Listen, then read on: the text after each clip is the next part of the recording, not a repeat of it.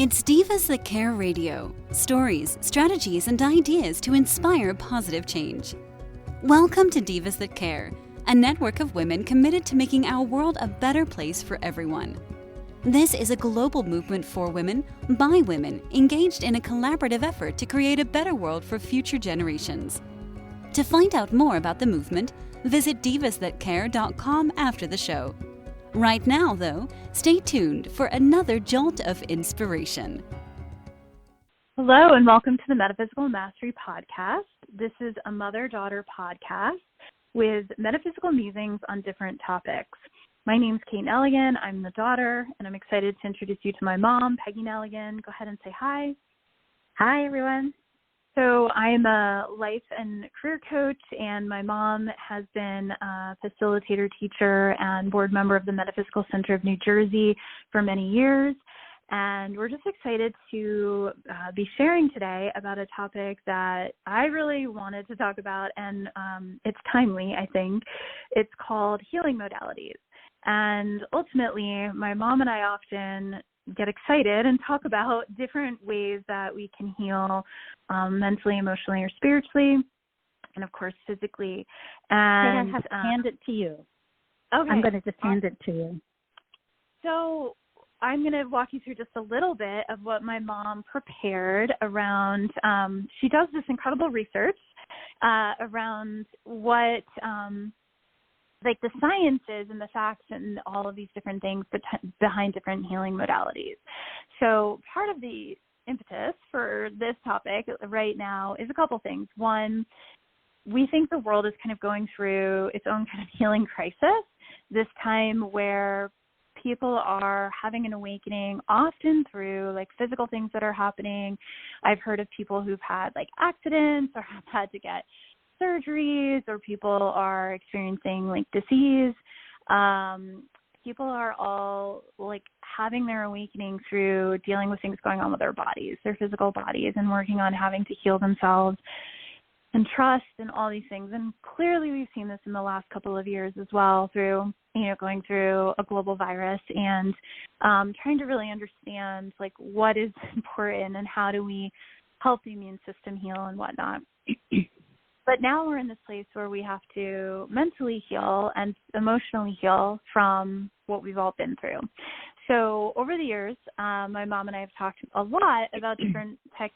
So we're going to talk a little bit about them today, like EFT, the Silva method, one of my favorites, access consciousness. I just recently studied the emotion code. So these are just a couple of the topics that we're going to talk about. But my mom had defined what healer is. It's basically, the definition that you get is an unlicensed person who seeks to cure diseases or heal injuries of some kind.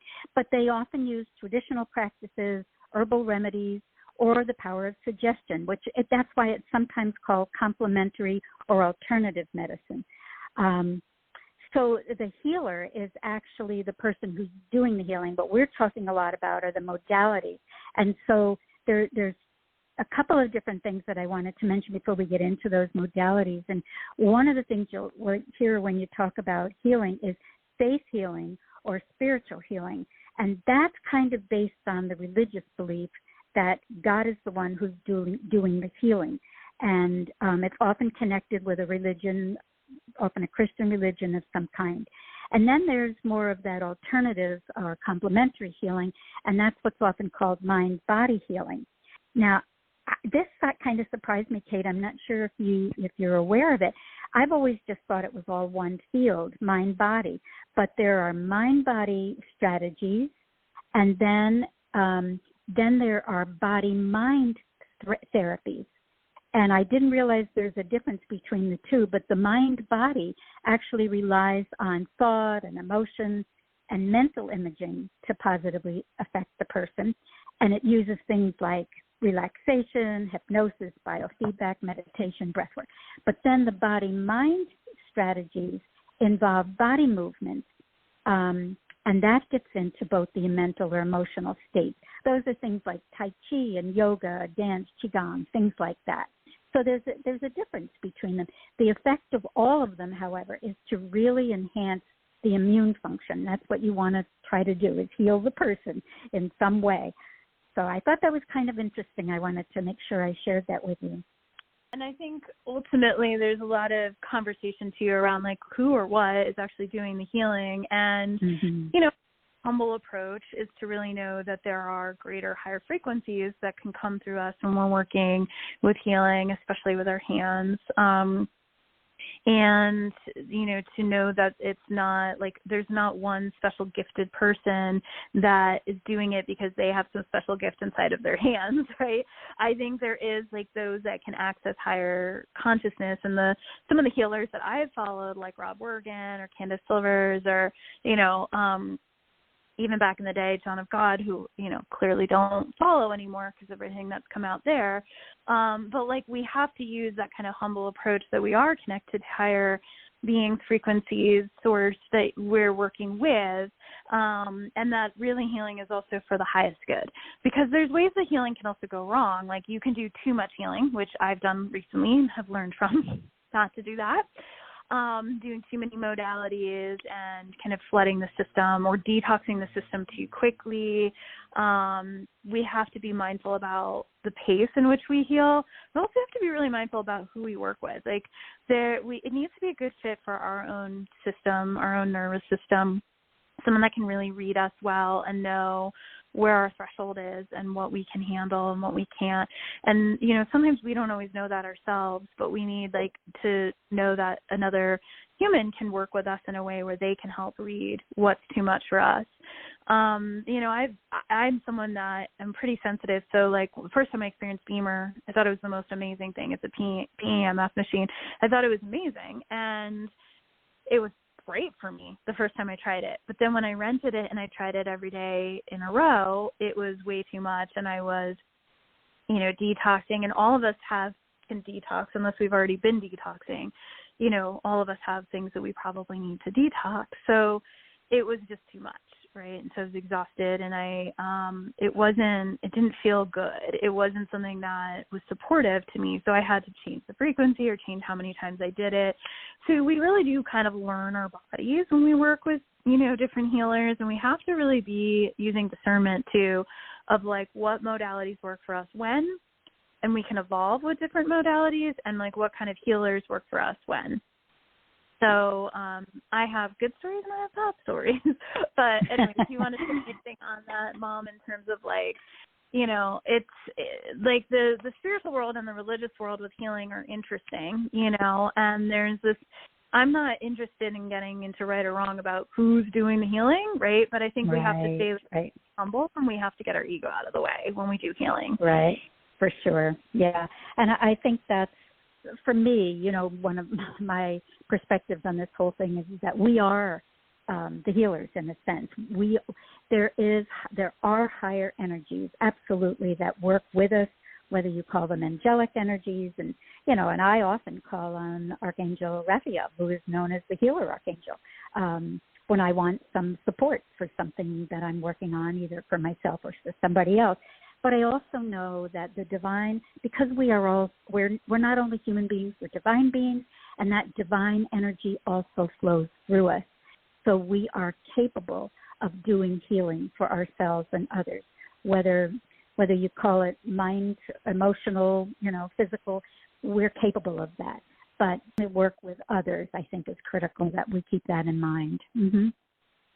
Well, and there's a couple of things, like A, I think training is really important. B, there's a whole ethics piece to healing, right? And being in integrity and, you know, clean containers and all of these things, understanding trauma. There's a lot of different pieces to it. And some people are more naturally gifted as healers than others. I see it with the horses. You know, some of the horses I work with are just so talented in their ability to heal. They haven't been through any formal training, right? They're just using horse energy. And some are more like teachers, or kind of, you know, they're more in a different type of role than a healer. They're more like a teacher role. So I see that too with humans, that some people are just more acclimated to having, you know, the ability to have different energies run through them or run with them, or they're intuitively able to like scan bodies and see where there may be pain or constriction, like that cold medical intuitive thing. But, yeah, I think it's interesting because I think it's obviously there's that quote in the Bible, like with Jesus being the biggest healer that we could probably all agree on, it, is that like what I can do, you can do this too plus more, right? And I'm obviously not quoting that directly, but it's like we do have the capacities and the abilities. It's just, for me, it became like an intention to connect with those abilities and to turn them on. Then it became an intention to learn more and to stay humble. And then it became an intention to practice and to share. And so it just kind of evolved with me. And like for a long time, I had such a hard time even calling myself the word healer. And I work with a lot of women that do too, because we have like that kind of witch wound, or that whole like, who am I and to be a healer. But I think it's really powerful when we can claim it, because a healer can be someone that knows what herbs to prescribe, right? Like, or what nutritional supplements that you need. It doesn't necessarily mean it's someone that's,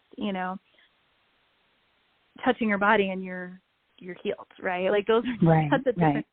They're all different. So, anyways, how do you kind of start to think about the healing modalities as like a category? Say it again. How do I think of the healing modalities? How do you think of the healing modalities like as a category? Like how do you start to segment them? I mean, I think of them as like some that are more mental, some that are more physical, but. Yeah, I was actually thinking of that as I was going through, and what it seemed to be, they fall into the categories of kind of like healing modalities that you work with a practitioner on. So, for example, you go to somebody for acupuncture or Reiki. You go to a practitioner, somebody that's been trained in that healing. Or there might be the modalities or techniques that you use when you're using some kind of doesn't have to be electronic, but some kind of equipment in some way that you go. And that's why when you were mentioning some of the others before, like the Beamer, that's definitely one, or the Healy program, the harmonic egg you go to. They all use some type of a technology that you go to get the healing. And then there's the kind of healing techniques you do on your own. Once you've learned it, like you mentioned, the EFT, emotional freedom technique. Or the Sedona method. And I've taken one called the Silva, but other people may also, the Silva method, or you just did the emotion code. You learn those, but then you do them on your own. You don't need to go to another practitioner necessarily to do that. And then there are simple things where you don't even really have to go to learn whatever it is, maybe like using the pendulum or yoga or breath work. Those are things, yes, you might have to learn the yoga poses and learn how to do the breath work, but you do that on your own. So that's kind of the way I was breaking it down. Whether you do it with a practitioner or equipment or on your own type of thing. Yeah, I love that. And for me, I've just always found that it's fun to try things and like try it on, see if it fits for you, see if there's a result, see if you can feel it, see if you see a difference in your life and if you enjoy it, right? If it brings you joy. Like, I think it's really important to try things before we immediately, cross them, like think it's hogwash or think it's not going to work. Because I remember Wayne Dyer once said as like a joke, and he had it on a CD, I think he said, hey, if there's a crystal bed and you think it's crazy to use a crystal bed, but if that crystal bed is curing you of your hemorrhoids, you're going to buy the crystal bed, right? So he's like, who cares what it is? Who cares sometimes even how it works? Is it working, right? So I find it interesting because, like, you had vertigo about a week or so ago, and you were like, what do I do? And so we first went through, okay, what's the physical, right? Let's look at essential oils. Let's look at, so we, talked about some peppermint. We talked about some frankincense. We talked about, okay, what are you doing for water and electrolytes and the basics, right? The basic pieces that, naturally feed and heal our body. And then we went to the psychology or the emotional, could you gestalt, with feeling this way? Could you talk to it and see what information it had for you? And then we went to EFT, that's self-healing. So you and I have both played with EFT a bit, and it is something you want to learn from someone. Right. But even the tapping solution and watching the documentary or reading the book can get you started, or the tapping summit. And it's really, you can't really mess up EFT unless you really overdo it. but I found a KISS can be so powerful, but a lot of people don't know like how to run the scripts. So sometimes they need to like see the scripts or buy the scripts or have them so they can read what they need to say and then have the tapping points printed so they can follow it around. But it's a good thing you can follow on video, which is why I mean, I'll never forget the first time I watched the Tapping Summit and like, or the Tapping Solution, the DVD, and then he had one on like fear of snakes, right? Not that I felt like I needed to heal myself of fear of snakes, but I was like, oh. And then like a week later, I was in New Orleans and there was this big boa constrictor and it was just at this party and I was like, oh yeah, sure, put the snake on my neck. And everyone was like, and I was like, whoa, guess I totally am okay with snakes now. Like I had forgotten that, you know, that was something I had to clear. So, you know, so tell me a little about your experience with EFT or even just the background in EFT and like, you know, we've both seen it through the Hay House, through Hay House, they've done a good job of promoting EFT. Absolutely, yeah. And, you know, it's another one that's been around for like, 20 some odd years. And it's easy to learn. That's why I think people like it so well, because you're just basically touching points. They're like acupressure points is what they boil down to, on your face, and it starts with that. And then you go through it and just repeat phrases. You start with how you feel in the beginning, and then by the time you go through the phrases of acknowledging how much this pain is or how deep it is or how whatever it is that you're dealing with, and then each time you go through it, it becomes less and less until at the end when you decide, you tap again to find out what level you're at now, and hopefully it has removed itself to a very low level. And that's why I think that's so successful, because you can feel it, you know, in your body. You can feel how it can change. And that's why I like EFT for that.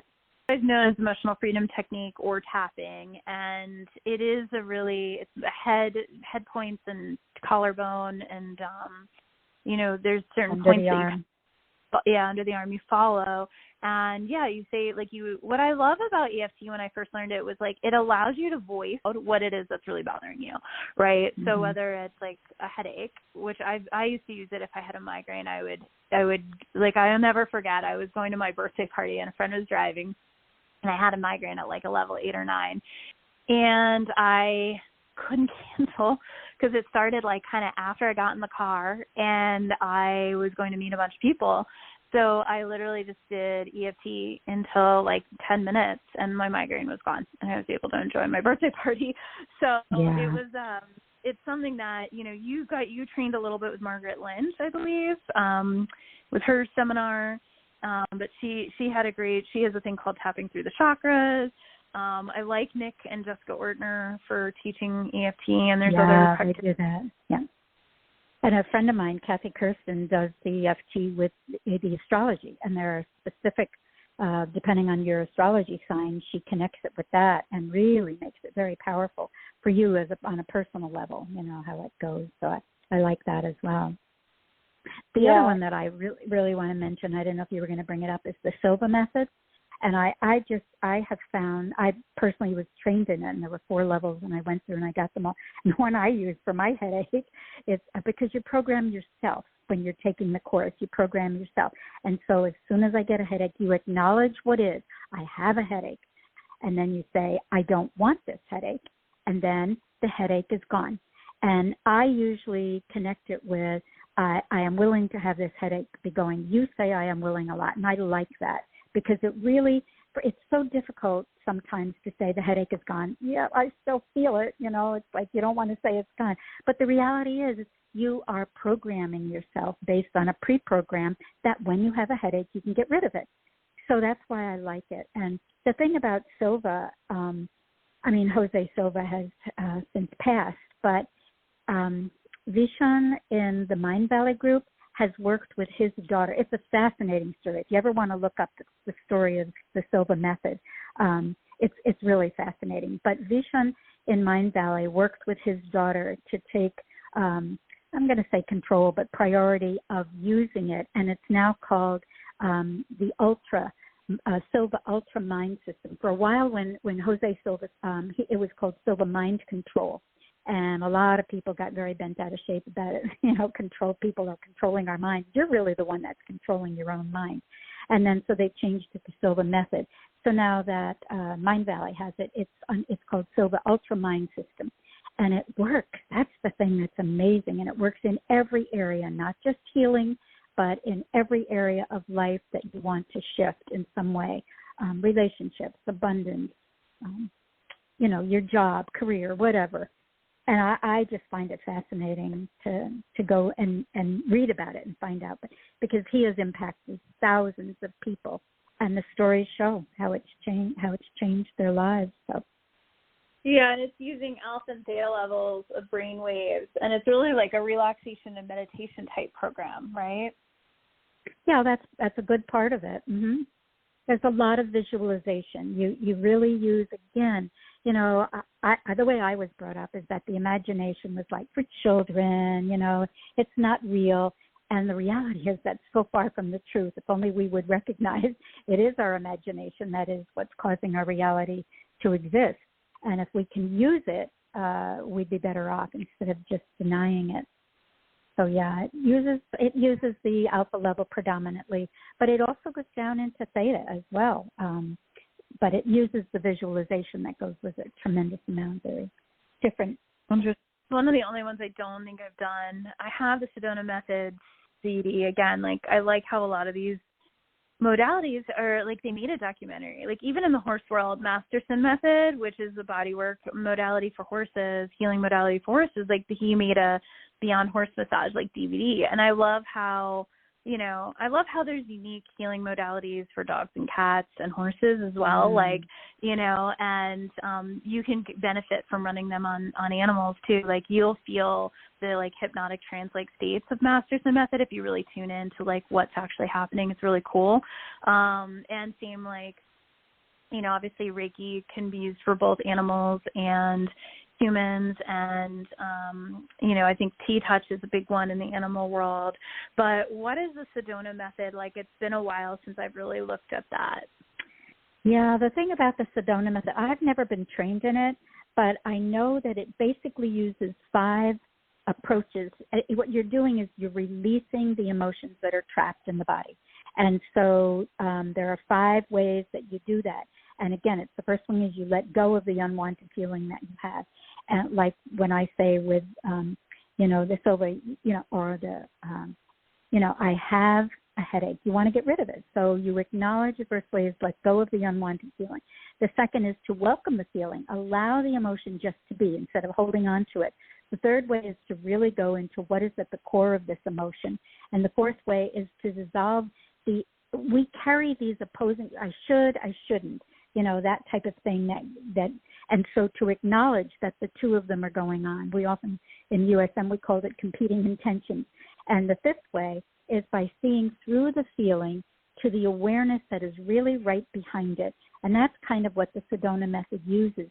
It's so powerful because you can go to any time, any place, and it improves any area of your life. That's basically what you're trying to do is release what's holding you back, and this helps you to bring it to the surface and then to heal it as a result. Yeah, because my experience is that like dis-ease, as Louise Hay would talk about, like it's often used like resistance to feeling our feelings or stuck, like belief systems that are kind of trapped, emotions that are trapped because we're not really acknowledging. I like Matt Kahn's work, Love What Arises. And, I think there's a lot sometimes with these emotions that, if you loop anger quite a bit, you're going to impact your liver and kidneys and other potential body parts. But it's like, you can also, change your heart rate and whatnot. But ultimately, I feel like, a lot of what this is just like the other night I was angry about something and I just was like, I really see you anger. Like it's okay. Like I hear you, you're angry, you're okay. It's okay to be angry. And like within seconds, I went from like an 8 to like a 2, just acknowledging it, right? Mm-hmm. And I liked your point that you brought up my whole willing thing because I use it a lot with clients. I always say like, it's affirmations are a mixed bag for me where it's like, I am wealthy, and you're like not feeling it in the moment or you're not seeing it in the bank account. And so it's like, but for you to say like, I am willing to be wealthy, like that's true, right? So I think the acknowledgement of truth is like such a powerful healing modality on its own, right? Just gratitude is a healing Absolutely. modality. Acknowledgement is a healing modality. Truth is a healing modality. And so is forgiveness, right? Like God's cosmic sleep button. So like have compassion and self-forgiveness. Like a lot of these things alone, you know, they're simple. Like healing is more simple than just like, yeah, you got to go become a Reiki master. Like I don't even agree with that anymore. You know, I just think a lot of healing is like USM had the best definition of healing that I've ever heard in my life, which is healing is the application of loving to the places inside that hurt, right? Healing is the application of loving to the places inside that hurt. So what would you say has been your favorite healing modality so far before we jump into a couple other ones? Well, for me, you know, I use the pendulum for so many different things. For me, that just works. It's a very simple tool. You know, I was trained in how to do it, you know, in the sense that I took a couple of good workshops and people showed, and the thing is we all have that ability to be able to just, and it doesn't have to be, you know, an expensive crystal pendulum. It can be anything that swings on a string. And so you use that and you program it to begin with. This is my yes, this is my no. And from then on you ask. So I do a clearing that I was taught by Jean Hainer, who has written the books Wisdom of Your Faith and about the 9-star key, your inner design. So, you know, she programmed and how to use the pendulum to clear not only yourself, but to clear another person or to clear space. If the space you're in is not exactly comfortable for you, you can use, feng shui. This is almost like a form of feng shui, but it's done through the pendulum. And so you clear the negative energy out. So I've used that a number of times. I happen to like that particular style a lot because it works for me. Yeah, and you were trained. It has to do something that works, as you said before. If it works, it's good. Yeah, so like you also went and got trained in the container of how to use that, right? Like you set an intention, you ask questions, you bring the pendulum out, you create like a sacred space for it, and you know what to run, right, on the different elements. Like, is your metal off balance, your earth off balance? And like, it's been amazing because I can tell immediately when you've done a clearing for me or like one of my animals as well, like I'll see them shift. And how long would you take you to do the pendulum? Honestly, to do a full clearing, it takes about 20 minutes. It's not very long. I mean, it might be 25 depending, but generally it's about 20 minutes to do it. But there are 5 basic elements. You know, the Chinese talk about 5 elements, and that's what you're clearing, each one of them. And then, of course, the other one is always to clear disturbing effects of others. And we all have effects from other people, things, anything, you know, whether they're bacterial or, you know, alien or, you know, just the people in the next room. You know, we feel we're picking things up all the time from our environment. Well, it's just energetic. It's just energy. It's what we're picking up. Like, we don't even need to claim what it is, but it's just this. So, and especially empaths are highly sensitive. They're going to be absorbing. We did a whole on intuition and empaths, and like that's it's a whole thing, you know, that like I realized recently. I was like, my guides were like, you need to do something more significant to clear yourself weekly. And I'm like, oh my gosh, you're so right. And even to the point where like I need a better transition because I go between 5D and 3D all the time because I have like this incredible peaceful experience at the ranch, and then I have like to get in a car with a bunch of angry, toxic, you know, masculine energy where I live and have to navigate that world. So it's, you know, it's a balancing act, but the clearings are awesome, but it's also not just clearing. It's like, it's a balancing. I feel like the pendulum is a balancer. Yeah. Because after I do the clearing, I don't know if I added this in or if I learned it, but when you remove something, we create a void, and the universe doesn't like a void. So I always add in, as soon as I've done a clearing and removed any of the negative aspects, I will always add in harmony, balance, and alignment. So I'm sure that all 5 elements are balanced and aligned. So that's really what the system is all about, is bringing you into balance again. I love that. Yeah, it's funny because in my training for my certification in equine experiential education, I don't know how, but like they invited me to do some sort of healing or clearing thing there. I was a student, but I did it, and I said, just make sure, like, call in what you want, like, fill it up with something that you want. And, one of the teachers said the next day, she goes, you weren't joking when you said to fill it up with something that you want. I was like, oh, did you forget? Because it's true. I think it is important that, it's not just like, okay, great, we cleaned the slate. It's like, for what, right? And like, we're containers in many ways as vessels, as as being energies. So we have to fill up with what we want. That leads me into access consciousness, which I know you've studied a little bit, but I've kind of gone nowhere near as deep as some of my friends. It's like incredible how many layers you can do in Access, but I did the first layer, which is learning bars, and it's different bars on your head that you can touch and activate. And like, there's an implant bar, and there's like a money bar, and there's all these different things on the head that they've found mapped to different like life pieces. And it's really peaceful. It's really cool. It's almost like you're reprogramming your mind and your brain.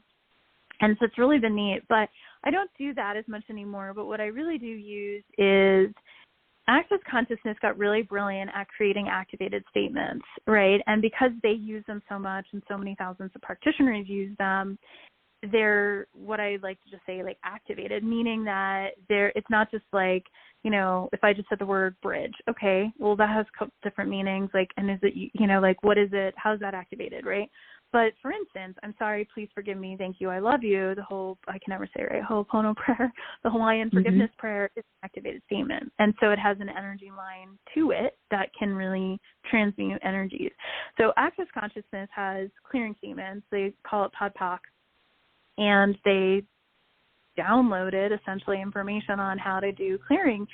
And these statements work. And I know they work because I either yawn or I burp or I cough. I feel right. sensations moving in my body whenever I run them. And I run them for animals and humans, and I run them, in almost all of my client sessions, especially when clients are open to them.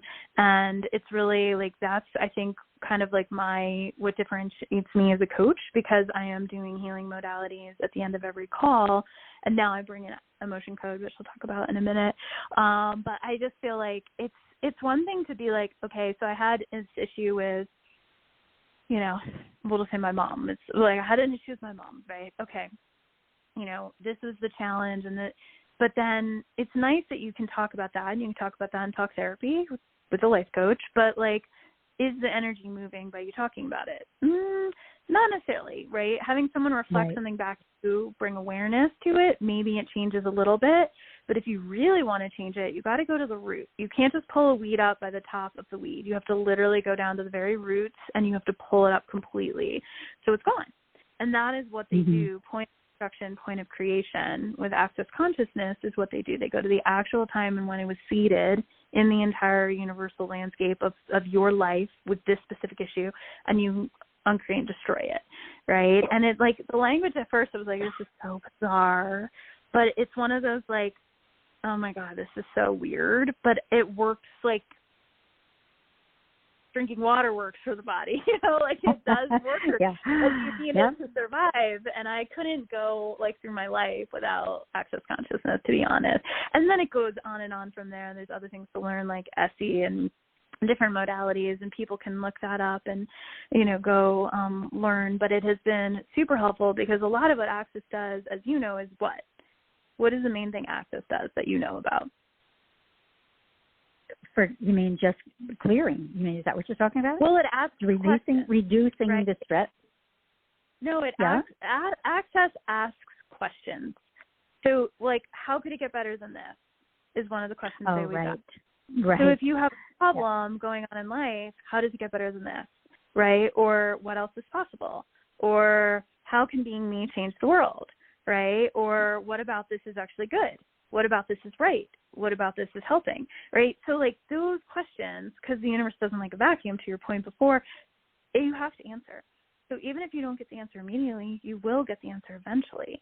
And so it's trusting and waiting and knowing that when you ask, well, how does it get better than this? Even if you ask another person that, they're like, and then they come up with an answer, and they're in a solution mindset, not a problem mindset, right? So, and I think that's the difference, is that so often we ask the question, oh my God, We don't say, how can it get better than this? How can it get worse than this? What else is going to happen to me? We're always looking at the negative aspect.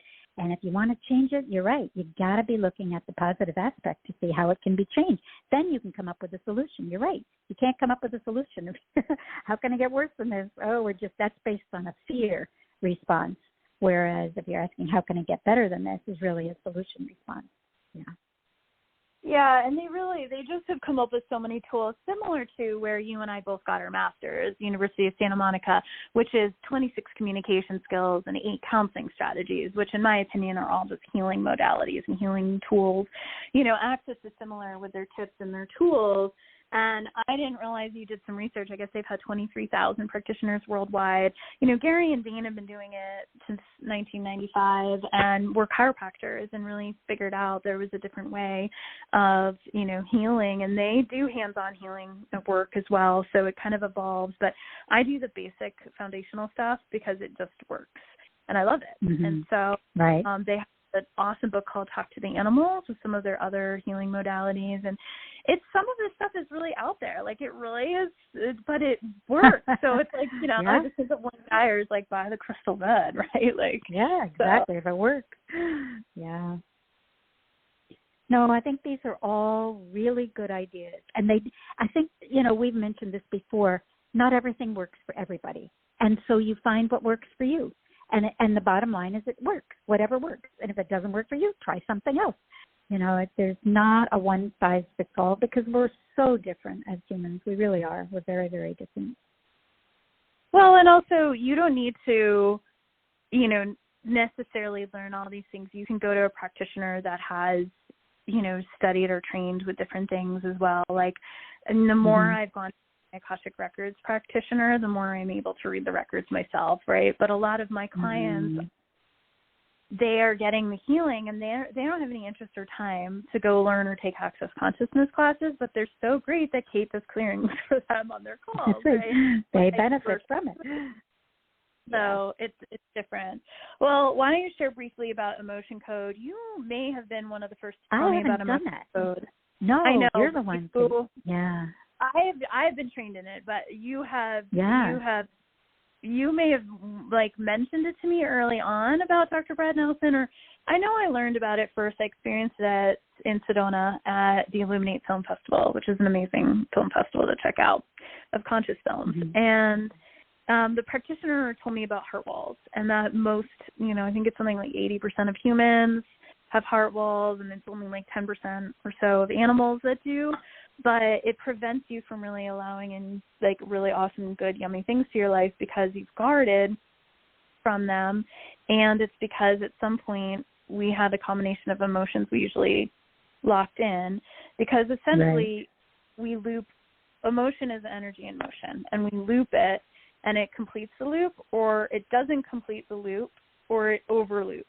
And so if it overloops or doesn't complete the loop, it gets trapped. So all it is muscle testing or kinesiology around what they've found to be the major emotions that people can trap that are connected to different physical body parts. And you use this chart and you find out where it is. It's kind of like fun detective work. And then you ask some different questions. If it's that person's or if it's someone else's, do we need to know where it came from or when it came from, and all of these different things. And then you use your hand as a magnet on yourself or on the person or the animal to actually clear it. And you can do surrogate with it as well, which essentially means that you take on the person's issue temporarily to know, or you take on their energy and surrogate and clear it that way. But and now he's developed Body Code, which I want to learn too, but it's just, there's books and CDs and all that out there, but I really have found Dr. Bradley Nelson to be just again, very humble, very much wanting to help. Him and his wife discovered this heart wall through a dream that she had, and it's just been they've had so much beautiful success with animals and humans, removing trapped emotions. And I've been finding it clears so easily and so fast, and I'm like, is it really working? Can this actually be true? Can this work? Yes. And it does, but I use it in combination with Access Conscious because I'm like, well, you might as well put duct tape on it twice, right? Like, make it super secure. So I do that. I run both of them because I feel like, you know, then I know, like, I just like having, but I like emotion code for being the detective of actually knowing, like, what specifically it might be. And you can clear, like, 8 emotions in, like, 15, 20 minutes. And, you know, someone can be good. And people have these stories of, like, they're at a level 8 neck pain and they do this and it drops to a level 2, you know, and they've had it for 20 years because it got trapped from one thing that happened to them in, like, high school, right, where they had shame or whatever it might be. And even people with heart walls, like, going from having them to being in relationships, like, it's some cool stuff, right? So I think in all of these, Katie, you know, what has impressed me is when you do a little bit of research and you read or you watch the videos about them, you realize the stories. These are not people. These aren't actors and actresses making up stories. These are real live people that have had these experiences, and it's very hard to deny that when you can actually hear it and see it. You know, this is the effect of this. So that's why I think, you know, all of these different healing modalities are just fabulous, you know, depending on whatever you used or haven't used. They work. Well, they do, and what I think is so interesting in your research, and I'm literally just noticing this, like, a bunch of these were developed in the 1990s. Yes. Like, yep. So what that was a turning point. Well, you know, when you think about 1987 was the harmonic convergence, and that was a very powerful time. Okay, what the heck is the harmonic convergence? Oh, well, that's another whole thing. I mean, you get into the whole idea of we need a podcast our on solar that. system. Yeah, exactly. I know. Oh, yeah, there's a lot of but that opened up a big portal. I mean, you always hear, right now there's a portal that's opened up. There's a lot of portals that, you know, people are not necessarily aware of because we're here on the planet and we think we're, you know, this dense physical body. But when you really realize we are much more than just our physical bodies. And I think when people are open to that, you start to read things and look up things. And that's when you realize there have been some major important times that have occurred within this past 50-year period. And that was a big one in 1987. So I think 1990 in the 90s, that opened up a real possibility for a lot of people to be inspired to create these new healing modalities. So. Yeah, I mean, I was just listening to Nirvana and, like, Green Day back then. I wasn't listening to the harmonic convergence of downloaded healing modalities, but I would like them now. I'm like, what other healing modalities download now? And I say download just for listeners, like, it's like often these people do get this in meditation, or they get this when they're doing something else, like their own version. They're doing chiropractic or doing Reiki, and then they're like, oh, wait, there's this whole new thing coming in, right? And there's a specific reason why we're not going into much on Reiki in this call, which you can ask me about privately. But yeah, I'd say, like, the last bit for us to really talk about before we wrap are these machines, which I also think could be really interesting because I think we're going to see more with machines. I love the self-healing modalities because it's so empowering. I don't necessarily love the whole you have to go to a healing practitioner to, like, be healed anymore. Like, I just have a hard time with that myself. Also because their egos are always going to be there, whether, you know, no matter what. It's different with animals when you go to healing from animals, but humans is a little different. So I love, like, breath work because you can do it on your own or you can follow along, right?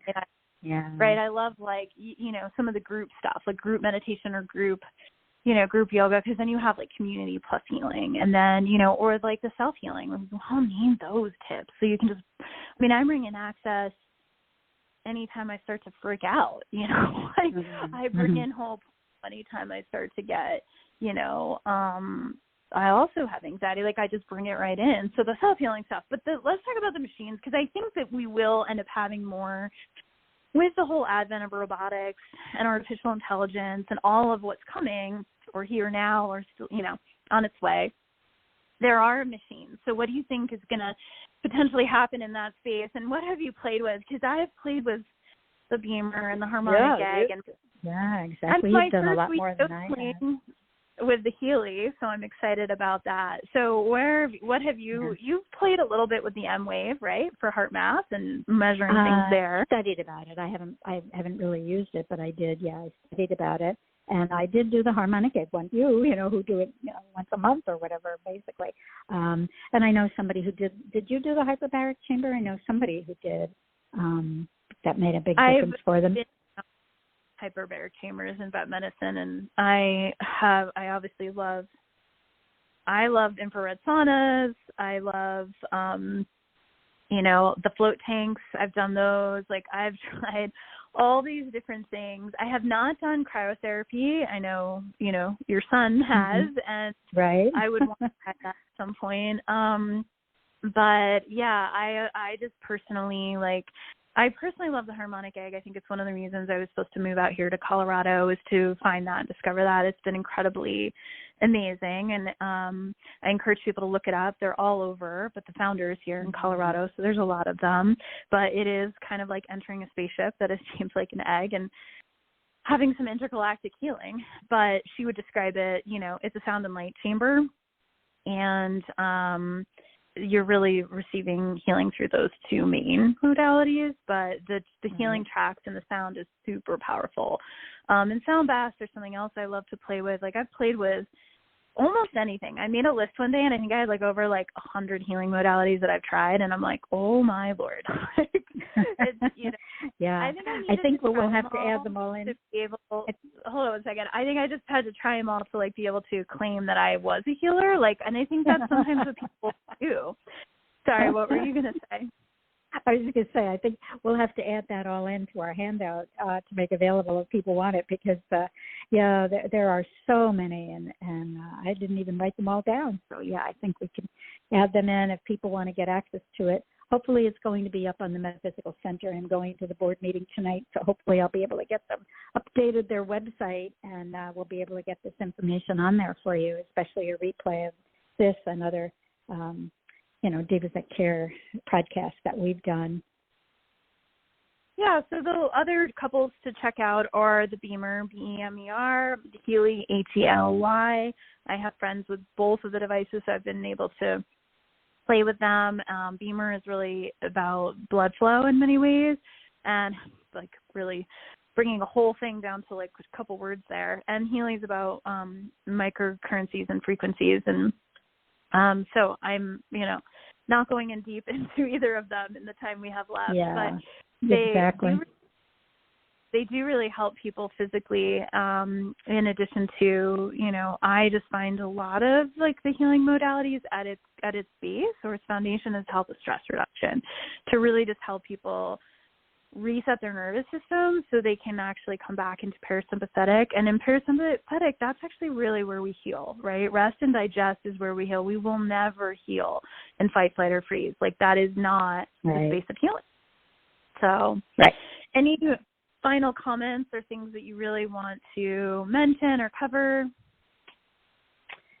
Hey, I think you did a great job covering them. We've talked about a lot of information when you get into it. The only one thing that I had mentioned, the thing was the idea, because a lot of people talk about the placebo effect and what that happens as a result of that. And there's been so many studies that have been done on that we're not going to go into that at all. But I do think whatever you are telling yourself, whether you want to call it a intention you're setting, or your visualization that you're doing, whatever the belief is that you hold is going to have an impact on whatever it is. So as you say, if Wayne Dwyer said, hey, if the bed works, crystal bed, go get a crystal bed. If you believe that something is going to work, that is a lot of what helps in the healing. And I think people have to come to that point of acknowledging they are responsible for a lot of their own healing because of that. Yeah, and also give things a chance. Things can change. My first experience, with a Beamer was amazing, and then it changed, and same with Reiki and some other things. And so there's different modalities at different times for us in our bodies and based on where we're at, and we just have to be in tune to that. And the other thing I just want to mention, because we didn't talk too much about it, is just the practitioners. First and foremost, there's a lot of, in alternative medicine, which is really what we've been talking about, people, the chiropractors they have to do a ton of training and continuing education and license and all that, and same, acupuncture and whatnot. And if you find really good people that are practitioners, like please, like stay with them, treat them well, and always check in and make sure that they're still for your highest good. And if they are, and you're getting great results from them, share about them, refer people to them, because that's how their business grows, and that is how they're successful. And honestly, they're the ones that are going to spend an hour or more with you, right? Or 45 minutes or more with you. And certainly we know when we go into regular medicine that doesn't happen.